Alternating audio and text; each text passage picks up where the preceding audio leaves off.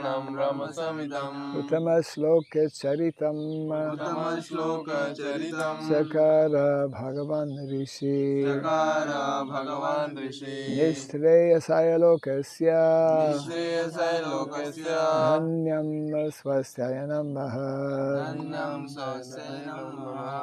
This Srimad Bhagavatam, known as the Grantaraj, the king of all Vedic literatures, is the literary incarnation of God. It is compiled by the incarnation of God, as Srila Vyasadeva. It is meant for the ultimate good of all people. It is all successful, all blissful, and all perfect. Sri Krishna Chaitanya Prabhu Nityananda Sri Advaita Gadadhara Srivasadi Gaura Bhakta Vrinda Hare Krishna Hare Krishna Krishna Krishna Hare Hare Hare Rama Hare Rama Rama Rama Hare Hare Om Namo Bhagavate Vasudevaya Om Namo Bhagavate Vasudevaya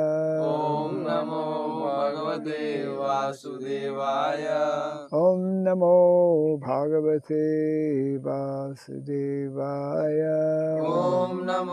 Bhagavate Vasudevaya Om Sarabhyai Namaha Om Sarabhyai Namaha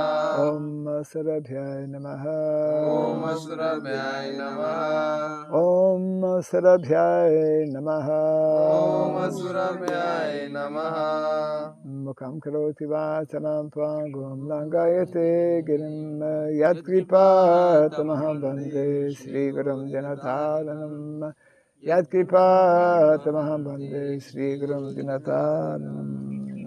Hare Krishna. Hare Krishna. Welcome to our Sunday program. Thank you very much. We all always know when it is Sunday.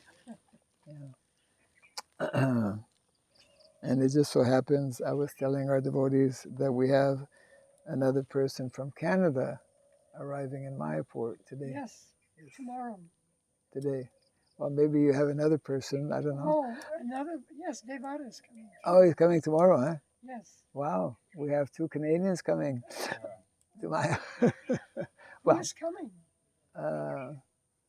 One of my disciples, actually, from Quebec, from La Belle Province. Oh, really? So how long will he be staying? Well, okay. A few weeks. A few weeks.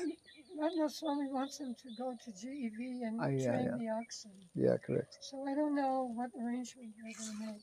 Yes. Okay, well, it'll be far out to meet him after a while. He'll be coming. Yeah, great, wonderful. Yeah. Okay, and today we are beginning a brand new chapter. Yeah, you're following Chaturmas, or nobody has donated you blades yet. This is also, you can't forget every day. You're also following his footsteps. Hey. Today. The body should be shaved, neat and clean, even during Chaturmas. This is Prabhupada's standard. I don't want to see bearded fellows unshaved. Unshaved means unclean. This is our standard. Other sampradayas have other standards. That's okay.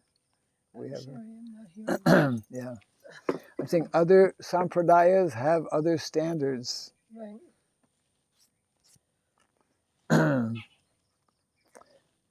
That's a whole topic. We are beginning chapter 11, entitled Lord Krishna's Entrance into Dwarka. Our previous chapter was Krishna leaving, departure of Lord Krishna for Dwarka.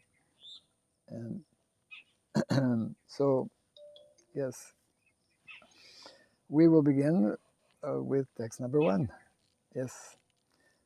Sutta Uvacha. Sutta Uvacha. Anartan. Anartan. Sa. Sa. Upavrajya. Upavrajya. Sridham. Sridham. Jana. Jana. Padan. Padan. Swakan. Swakan. Dadmau. Dadmau. Daravaram. Dararam. Tesham. Tesham. Visadam. Visadam. Shamayan. Shamayan. Iva. Iva.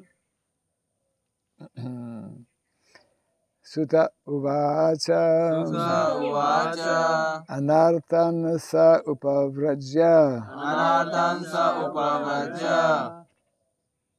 Sridhan janapadan swakan. Sridham janapadan swakan. Dadmau daravaram tesham. Dadmau daravaram tesham. Visadam shamayan iva. Visadam shamayan viya. Sutta Uvacha. Sutta Uvacha. Anartan sa upavrajya. Anartan sa upavrajya. Sridhan janapadan swakan. Sridham janapadan swakan. Dadmau daravaram tesham. Dadmau daravaram tesham. Visadam shamayan iva. Visadam shamayan viya. Sutta Uvacha. Sutta Uvacha. Anartan sa upavrajya. Anartam sa upavrajya. Sridhan janapadan swakan. Sridham janapadan swakan. Dadmau daravaram tesham. Dadmau daravaram tesham. Visadam shamayan iva. Visadam shamayan viya. Sutta Uvacha.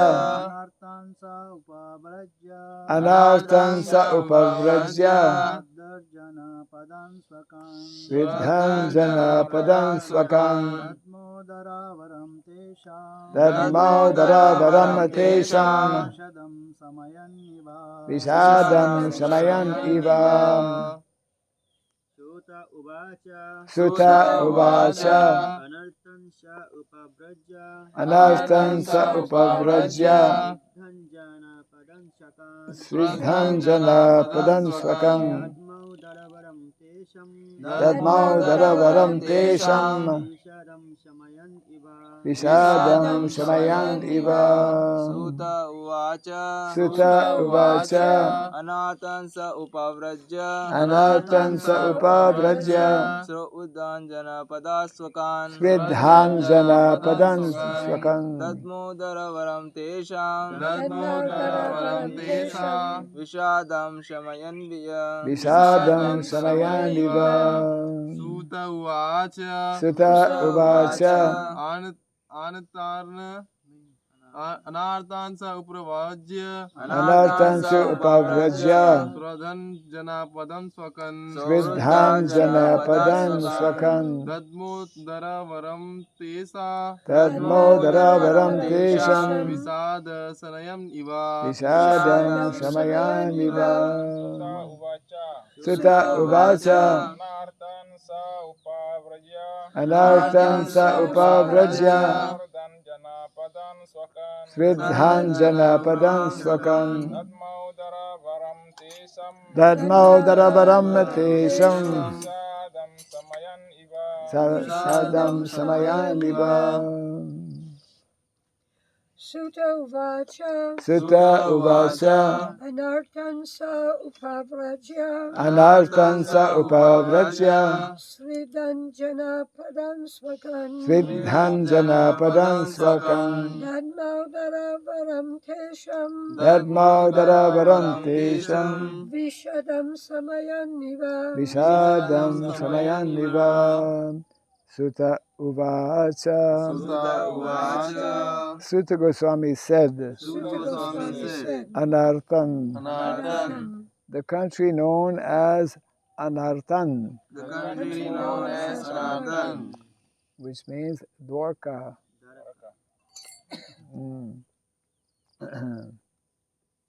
Anartan is different from anartha. Anartha. TH though, isn't it? Yeah. Anartha is different. Saha. Saha. He. Upavrajya. Upavrajya. Reaching the border of. Reaching the border of. Sridham. Sridham. Most prosperous. Most prosperous. Janapadan. Janapadan. City. City. Swakan. Swakan. His own. His own. Dadmao. Dadmao. Sounded. Sounded. Daravaram. Dararam. The auspicious conch shell. The auspicious counsel. Panchajanya. Panchajanya. Tesham. Desam. Of them. Of them. Vishadam. Vishadam. Dejection. Dejection. Shamayan. Samayan. Pacifying. Pacifying. Iva. Eva. Seemingly. Seemingly. Translation and purport by His Divine Grace A.C. Bhaktivedanta Swami Srila Prabhupada Ki. Yes.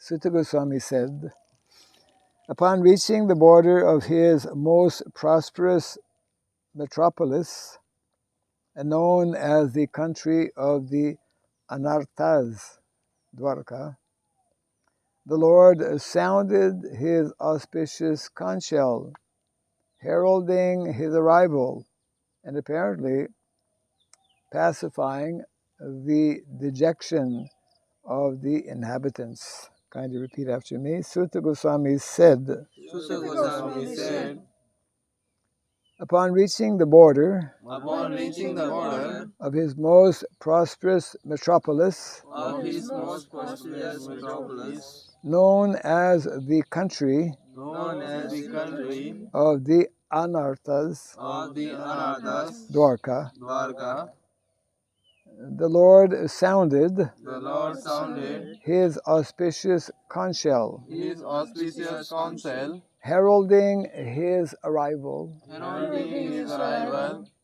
and apparently pacifying and apparently pacifying the dejection of the inhabitants. the dejection of the inhabitants. Purport. The beloved Lord was away from his own prosperous metropolis of Dwarka for a considerably long period because of the battle of Kurukshetra. And thus all the inhabitants were overcome with melancholia. What does melancholia mean? Or local? Melancholy. Sadness. Yeah, unhappy, sad. Due to the separation, due to the Lord having been away from Dwarka. When the Lord descends on the earth, his eternal associates also come with him, just as the entourage of a king accompanies him. Such associates of the Lord are eternally liberated souls, and they cannot bear the separation of the Lord, even for a moment, because of intense affection for the Lord. Thus, the inhabitants of the city of Dwarka were in a mood of dejection and expected the arrival of the Lord at any moment. So the heralding sound of the auspicious conch shell was very encouraging, and apparently the sound pacified their dejection. They were still more aspirant to see the Lord amongst themselves, and all of them became alert to receive him in the befitting manner. These are the signs of spontaneous love of Godhead. Translation again. Sridham Goswami said, upon reaching the border of his most prosperous metropolis, known as the country of the Anarthas, Dwarka, the Lord sounded his auspicious conch shell, heralding his arrival and apparently pacifying the dejection of the inhabitants.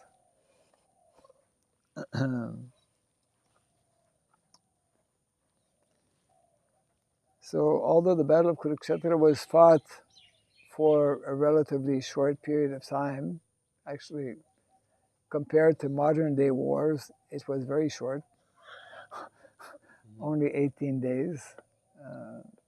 How many years was World War II? Quite a few years. It started in 39 and ended in 45. 45. That's 6 years. That's a long time. Similarly, First World War, 1914 to 1918, I believe, 4 years. Yeah. And how long was what in our Vaishnava world we actually refer as the First World War? Hare Krishna. She's not been invited to the class. There's the real First World War and the Second World War. I was mentioning some time back that actually a few years back there was it was called something like Gogram Yatra. It was organized by some swamis here in India. They went all over India, and you might, yeah, and one of the sannyasis who was regularly, possibly the main one who was spearheading this particular, Vishvamangal, Vishvadika, Vishva Mangal, to bring Mangala, auspiciousness, to the whole world, isn't it? To bring auspiciousness to the whole world, the sadhus had organized this, it was kind of similar to Padayatra, to bring awareness of cow, importance of cow, actually, yeah. So he was mentioning, a very interesting point, that there was the First World War, a Second World War, and there was a Third World War brewing, in the making. And he said the First World War, all three actually are connected with Mother. The First World War was connected with Mother Sita. This is a spiritual insight. Yes. The First World War did not happen in the 20th century. It happened in what? Treta Yuga. The fight of Lord Ram against Ravana. So how many days was that war? That's what I was trying to find. Any record? Anyone know how many days? That should be part of your research. Since we know how many days, Kurukshetra was 18 days. And it'd be interesting to find out how many days it was, because the actual fight, I mean, it took a while. Yeah, the actual fight. I mean, when Hanumanji flew over the Indian Ocean and reached Lanka, pretty well from that time, anyways, somebody can try to find out. It didn't last very long because with his tail, he set the city on fire, and after that... Yes, with his transcendental tail, yes. The whole city of Around 87 days. Huh? Approximately 87 days. 87 years? Days. 87 days. How did you find that out? Google. Google. Okay. Anyways, Google sometimes has interest. Yes. Yeah. So, and the Second World War was Battle of Kurukshetra, and so that Swami was mentioning that the Third World War, well, Second World War, Kurukshetra was to actually, the main reason was because Draupadi, yes, was insulted. And the Third World War he mentioned may happen anytime, and the Third World War will be centered on Mother Cow. That will only happen when there is sufficient awareness as to how absolutely vital and essential are cows actually in society and for the whole of humanity, which because of sheer ignorance people are not understanding, isn't it? People are, of course, being in Kali Yuga, having the inability to actually understand that the whole world is being destroyed because we are missing or not following some of the basic fundamental principles of the Vedic culture, one of them being, one of the most important being, the protection of the bull and the cows. Yeah. I have a question. Is the third one? No, I didn't even think of a third world war like that. But right. There's so much war right now, and there's everywhere. Yes. Well, they're somewhat localized. They're not world war. They're not world wars. Yeah. They're wars. Wars have been ongoing and still to this day, correct? Yeah. But we're talking about like global. That's why they call it world war. When different countries take sides, okay, so many countries make up one party, and then so many countries make up another party. It's happening on a small scale, but on a large scale, at some point, Prabhupada did speak about Third World War. Because of Mother Cow. Prabhupada did not mention specifically about Mother Cow. Right. In that context. Of course, he underlined in the light of the Bhagavat, which is less known to many devotees but should be read, the light of the Bhagavat, written by Srila Prabhupada before going to the Western world. Very important statements that Prabhupada makes in that small book, not a very big book, mentioning how two things, probably more than two, but two that come to mind in terms of cows, that the most serious activity, the most destructive activity taking place on the planet today, which is basically, Prabhupada uses the word suicidal policy, is actually the unrestricted killing of Mother Cow.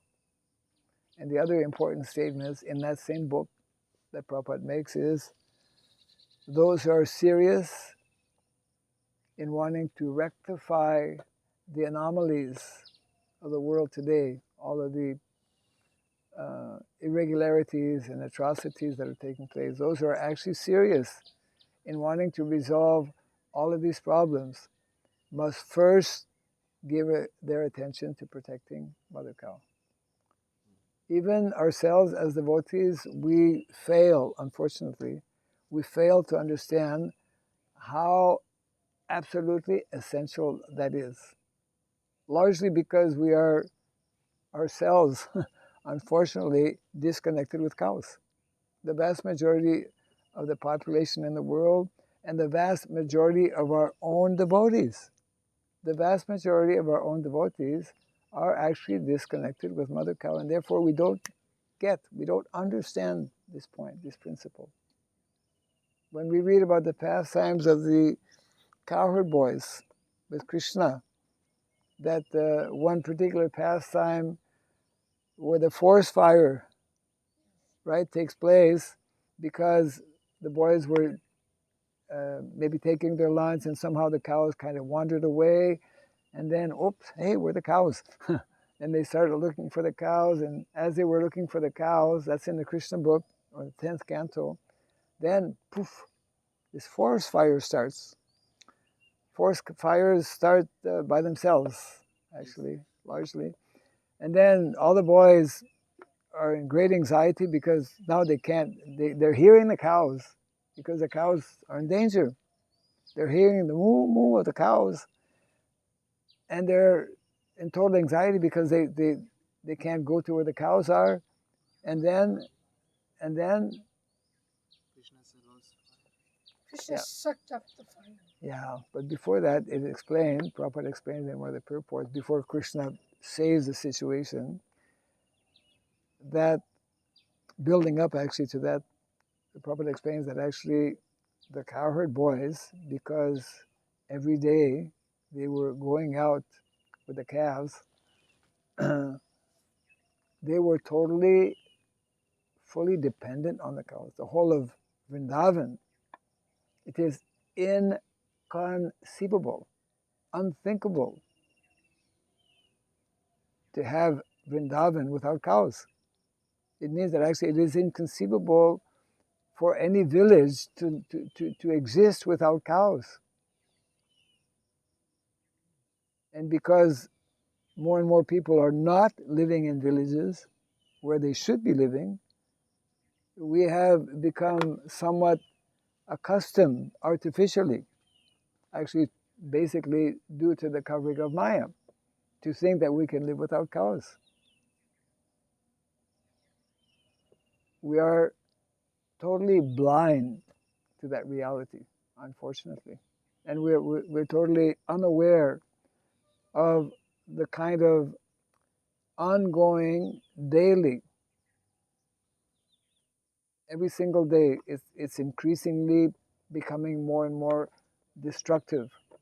Um, the direct effects, actually, the direct effect of us as people, as a society, having chosen in modern day society, having actually chosen to do away with cows, to do away with bulls, by having introduced our wonderful machines, which is considered, there are four enemies to agriculture. What are the four enemies to agriculture? We just made reference to what? Machines. Machines. Prabhupada Yes. said Chemicals. horses Horses. in New Vrindavan. Well, that's a When different Devada kind was driving the horses, he went by Prabhupada's car, and he was thinking, well, Prabhupada's going to see that I'm using horses. He's going to be very happy, but Prabhupada chastised him. He said, it's Chastised. because of these horses that we're not using the bull. well, that's on another Another level. level. On another level, yeah. The four enemies of agriculture are the tractor and all kinds of machines that are replacing men who normally, do the work in the field. Of course, in the Vedic culture, ladies also help in different ways. But all kinds of machines, not only they are replacing manpower, but they are destroying the land. That's a whole other topic in itself. So machines, and you mentioned chemicals. Yeah, chemical fertilizers. Number two. Number three, chemical pesticides. We spray to actually kill so many different insects and whatnot. And the fourth one is hybrid seeds. Yes, we have introduced all kinds of unnatural seeds. And it used to be farmers, they would never buy seeds because they would keep seeds. Yeah. Now you can buy a fruit with no seed, Yeah, seedless, seedless. heartless. Seedless means heartless, yeah. So now we've come quite far away here in one sense, but we were talking about all this started actually with the length of the how long the battle of Kurukshetra was, and it was 18 days. 18 days, yeah. So it's everyone's, guess how long will be the Third World War. Third World War, Prabhupada actually said it will be very short. Very short. Why? Because the atomic bomb will make it very short. Right. Once an atomic bomb goes, or two, that's it. You know, it has the possibility of maybe destroying 80% of the population or more. So when 80% of the population overnight disappears, it doesn't disappear. All the bodies are going to be there, and it's going to be, we cannot imagine. So the Third World War, the First World War, 87 days you mentioned? Yes. 84 to 87 days. 84 to 87 days, Ravana.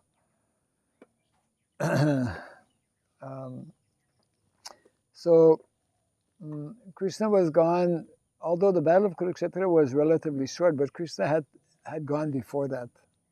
And Krishna was not the only one who had gone. He brought his army, isn't it? Narayani Sena. Narayana? Narayani Sena. Okay, Narayani Shila. How many people, how many members in his army? How many, actually his army, as we know, was fought against Krishna. Akshoni. How many Akshonis? Like 8. 8 Akshoni, yes. In Krishna's army? I don't think so. From the Kaurav side, there is a 11 Akshoni Sena, and the Pandav side is 7. 7 to 9 Akshoni Sena. Yeah. So 9 Akshoni. it was because Krishna's army did not make up all of the, but a good number. In any event, here Krishna is returning to Dwarka, and naturally the inhabitants of Dwarka, because in those days it's difficult to get news. Yes. It's not like today, it's like as it happens, breaking news, Right. whatever. Narayani Sena contains 10 million warriors. 10 million warriors. 10 million warriors. And 11 Akshahonis. 11 Akshahonis is made up of 10 million warriors. Anyways, we'll have to look at that a little more closely because it seems to be different from what, Yes. if the opposing side had 11 Akshanis, then they had less. Yes. But 11 and 7 is which are invited member. But many unofficial member are also joined. Oh, some, okay, Yes. additional uninvited. Yes. Okay. In any event, what is being pointed out here is that actually the inhabitants of Dwarka, they are the eternal associates of the Lord. When the Lord descends to perform his pastimes, he brings with him his eternal associates. And naturally, because Krishna was away, they're feeling separation from the Lord. So as soon as Krishna comes close, that was the system before, he blows his conch shell. And naturally, people recognize Krishna's conch shell and they become jubilant. Otherwise, they were in great anxiety having been separated from Krishna.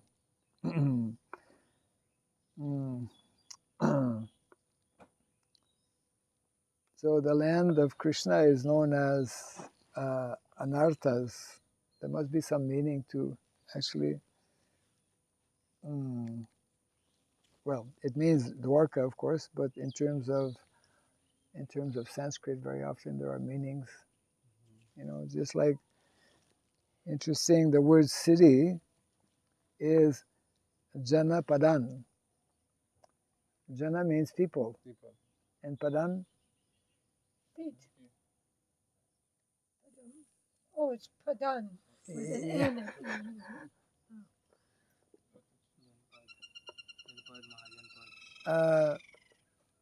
But it's pada or pada.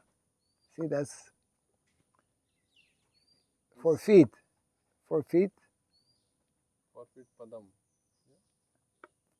Feet is pad. Feet is no, pad. no, there's pada. We say there's pada and there's pada. Yes. There's different. Here, this is not padan, it's padan. Yes. So because we don't have a Sanskrit scholar amongst us, we are in darkness. Yeah. Jana, no, if it was pada, it means many people. Many people. Cities have many people. Normally, cities are more populated than villages, isn't it? Yeah. So Dwarka naturally was a big city, and Krishna had a big family, right? So was Anartha the region, and Dwarka the metropolis? Correct. Yeah, because That's what I was yes. kind of thinking, but wasn't sure. Well, it mentions here that upon reaching the border of his most prosperous metropolis, known as the country of Anarthas, and in bracket Dwarka. I mean, Dwarka, it's like in modern day we say any city, let's Bangalore, then Greater Bangalore, Right. or Greater whatever, which means generally the city is there, but then it expands. So that's what is being referred to here. So that's also metropolis. Metropolis means the city itself and whatever boundary. Oh, I see. Yeah. Of course, now Dwarka is much smaller. I've not been to Dwarka. I mean, I have been to Dwarka, but quite some time back. But Dwarka is not so big. I mean, it's not like Bombay, right? Who's been to Dwarka? Why don't devotees go to Dwarka? Devotees do go to Dwarka, but it's one reason is because it's very far. It's quite far. It's quite far. Yeah, quite far. And generally, devotees, they prefer being in Vrindavan, Yes. and Mayapur and Jagannath Puri. Those are the three favorite holy places for devotees. Occasionally, devotees go to Dwarka. Actually, when we celebrated the Srila Prabhupada centennial in 1996, at that time, maybe a year and a half, maybe 2 years before the to actually celebrate in honor of Prabhupada's centennial, there was a Maha Padayatra that started from Dwarka. I was there actually. Yeah, and Loknath Maharaj, naturally, the Padayatra, the king of Padayatra, and they walked all the way from Dwarka right up to Mayapur, and that took about a year and a half. And naturally, they would. Even now it's ongoing, but that was a special period. And I remember when we entered the border of Orissa, or actually when we came close to Jagannath Puri, then the pandas, those who are purohit, Pandit. They call Pandits are pandas known as also. pandas. Yeah.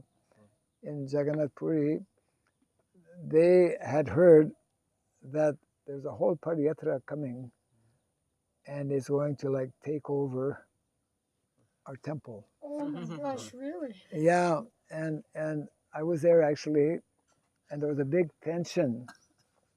Big tension was there because Padayatra, our Padayatra was full of foreigners. The foreigners are going to invade, Jagannath Puri. And so naturally, Padayatra means they just go around walking. It's Padayatra. And so there were, Jagannath Temple, most devotees have been to Jagannath Puri. It's quite big.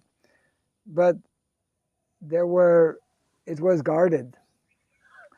Actually, the temple was guarded, and the devotees were just keeping their distance, but they circumambulated, chanting Hare Krishna, and kind of like, kept their distance. Yeah. But here the reception was different.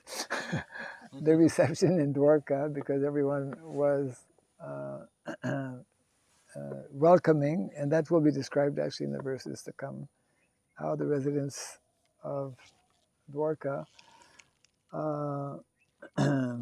welcome the Lord, who for them is their life and soul, and because he was physically away for quite some time, they were in total ecstasy.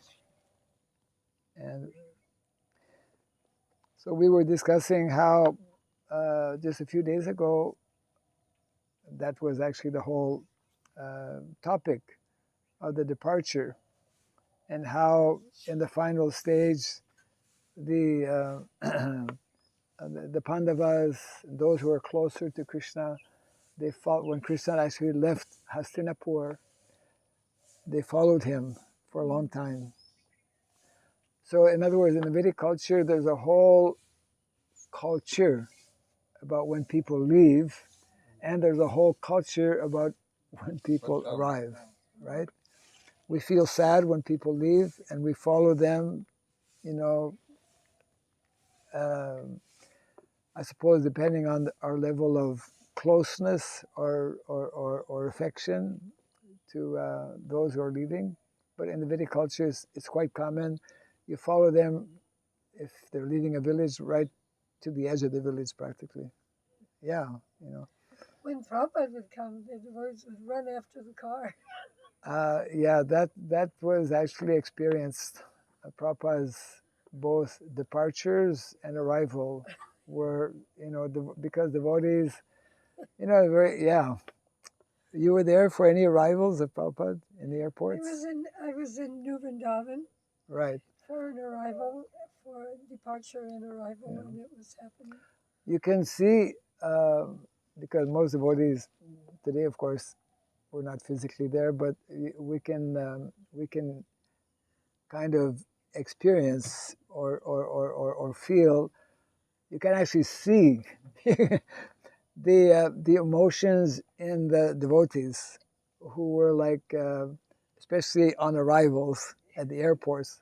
I mean, devotees were jumping to the ceiling practically, And I was telling the other day how, because I just read that, when the devotee was explaining, it was an arrival scene.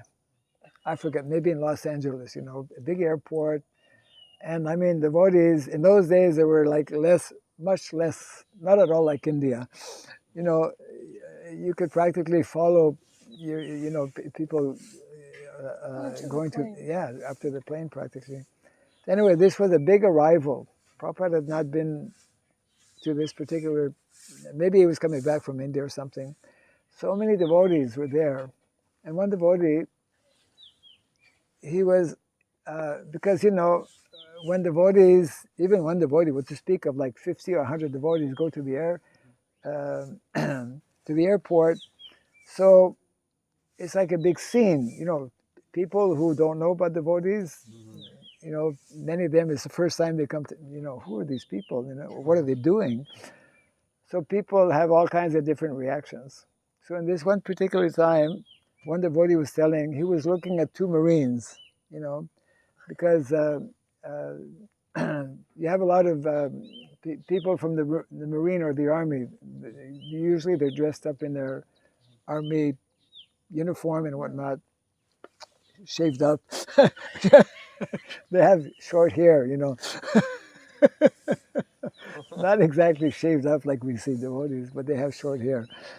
And they are generally like good customers because, see, something you don't maybe know about, but in the early days, devotees would distribute books in the airports.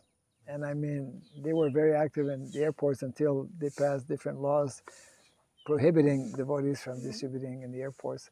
In any event, this one devotee was watching these two Marines. Marines mean young guys, And these young guys were just looking, They'd never seen anything like that. And this devotee was just keeping an eye, because Prabhupada had not yet arrived. It was building up. Kirtan was very ecstatic. And you can see it when you watch these videos. So the kirtan was building up. The plane arrived, and people started coming out. And this devotee was keeping an eye on these two guys who were just like captivated. And when Prabhupada would arrive, when Prabhupada physically would the darshan, the kirtan, which was already ecstatic, it just went to another dimension. And these two guys, Marines, right? These are just ordinary like karmis, right? They were getting more and more absorbed. And when Prabhupada arrived, when Prabhupada was seen, then the kirtan just like burst out, and these two guys just burst out. They fell on the floor, they started crying. Because everyone was on the floor, everyone just and the guy was just amazed. Wow, the potency of association, intense. It was like that. You had to be there to really. I wasn't there, but when you hear the description of these devotees, like you're there, Right. and you have to be there to really kind of like experience the type of intense. Really intense. Intense is probably not a right word. Extremely intense exchanges, like emotions. The devotees would just like go out. Some of them probably went out of their body, Yeah. So this is the kind of, the residents of Dwarka must have been feeling something like that our Lord has come back. Because for the devotees, in the early days, at one time there was a kind of a whole, a few devotees started thinking that Prabhupada must be God. That was the whole Leela. But generally the devotees, they understood that Prabhupada was a pure devotee and that he was the savior of the whole world, which he is, actually, by bringing, the Vedic knowledge, and it continues today as well. But devotees had, in the Western countries, not only in the Western countries, everywhere, but more so, I would say, wherever Prabhupada would travel, but especially in America, because that's where it all started. They had such attachment, such commitment, and such feelings for Srila Prabhupada, and that would be demonstrated, that would be seen, that would be experienced in the airport arrival scenes or departure scenes, isn't it? Yeah. So this is an arrival scene of the Supreme Personality of Godhead himself and his devotees in Dwarka, and in the pages, in the next verses, it will be described a bit more in detail. What is the proper Vedic way of actually receiving a great personality. And what is the Vedic way of you just don't open the door, eyeball, like in the Western world. Yeah, so it's culture. So culture means it goes very deep, very deeply rooted, and it brings out. That's what Krishna consciousness is actually meant to do. It's meant to bring out what is deeply rooted, within the heart. It's meant to bring out transcendental, spiritual sentiments or emotions of love, of gratitude, etc. Srila Prabhupada could. I had practically no association with Srila Prabhupada. Well, most devotees did not have Right. that close. But one moment's, it says in Bhagavatam, one moment's One moment. association. That's all one needs. That's all one needs. Correct. And I remember I was cleaning Prabhupada's quarters in New York. Uh-huh. And we were several Matajis. One morning, Prabhupada didn't go for his morning walk. Mm. So we were told we're not cleaning his quarters. Okay. But then we were told, Prabhupada said you could come in. But then she said, but please, out of courtesy, if Prabhupada walks into the room where you're cleaning, you should leave. So we all understood that. Mm. So I was cleaning the hallway. Mm. And Prabhupada's quarters was perfectly clean. Everything was spotless. But I was cleaning. I think the word cleaning in those days is very different than what most devotees understand today. Anyways, go ahead. No, so you're right. Anyway, and I just felt a presence in the room. Like sometimes you just feel like someone just walked in. Vibration. Yeah, it's a vibration, right. especially Prabhupada. Right. And so I turned around and Prabhupada was just standing there. Mm. And so I offered obeisances right away. And as I was getting up, Prabhupada said, "Thank you very much." Mm. Yes. And that moment Right. of association Yeah. Yes. has stayed with me Yes. for many, many, many years. Yes. Yeah. Most devotees had, well, some of them didn't have that kind of. Most devotees had some kind of moment, we could say, in relation to Srila Prabhupada, and that is something that one keeps actually, Yes.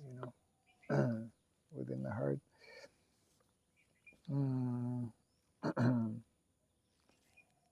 So I'll just read the verse again for those unfortunate souls who were not here at the beginning of the Bhagavatam class. We were all remembering you. Our other devotees who were here will explain how we were remembering you. Here is the translation. This is text number 1, chapter 11.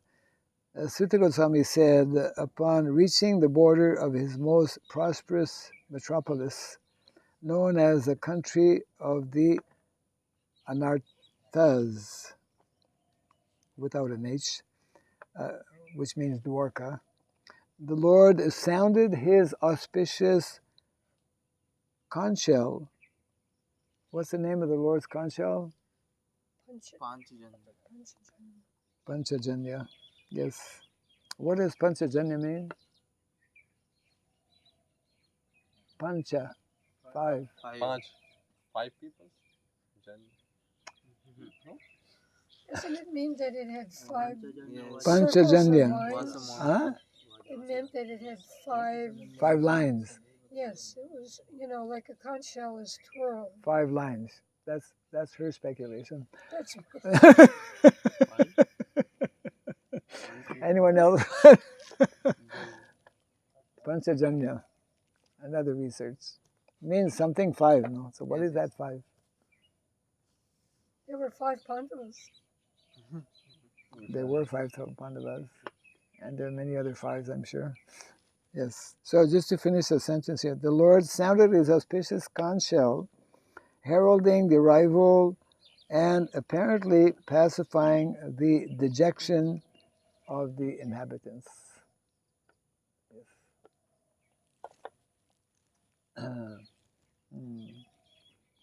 Oh, yeah. Any thoughts, questions? How did the residents know that it was Krishna's conch By the shell? sound of the conch shell. But lots of people blow conch shells. Panchajanya is the name of a son of Lord Vishnu. One from five elements. Thank you very much. Pancha means five, and here mentioned that Jan means born from five elements. Ah, so the conch shell maybe is decorated with 5 elements. Yes. Basically, because the conch shell is not made of 5 elements. Yes. Normally, unless Krishna's conch shell is made of 5 elements. Conch shell is made of what? Bone. Yes. Bone. Born. Yes. Panchajanna was a Asura. Krishna killed the Asura when he bring his guru's son from sea. When Krishna brought his guru's sons from where they were, he killed one asura, His name is Panchajanna. and his name is Panchajanya. From him, Krishna collect this conch shell. This conch shell. Oh, Where did you read this? I'm not saying you didn't. Yeah. Where is it described? You know? Krishna book also described. I remember reading that in Krishna book. We're not sufficiently reading our Krishna book, huh? Panchajanya. So why was that demon called Panchajanya? His name is Panchajanna. Why he was called Panchajanya? Conch shell, why use Panchajanna? You know, Demon name is why your name is Jnana Samudra? I don't know his name. Why his name is Panchajanna? Okay, so then when we don't know, we should say, I don't know. Okay. Anyway, it's okay. It means that whatever we don't know, we should try to find out. An opportunity for us to do a little bit of research. Any quick last minute comment or question? Okay. We are blessed this morning with some very nice sun after a few days of turbulence.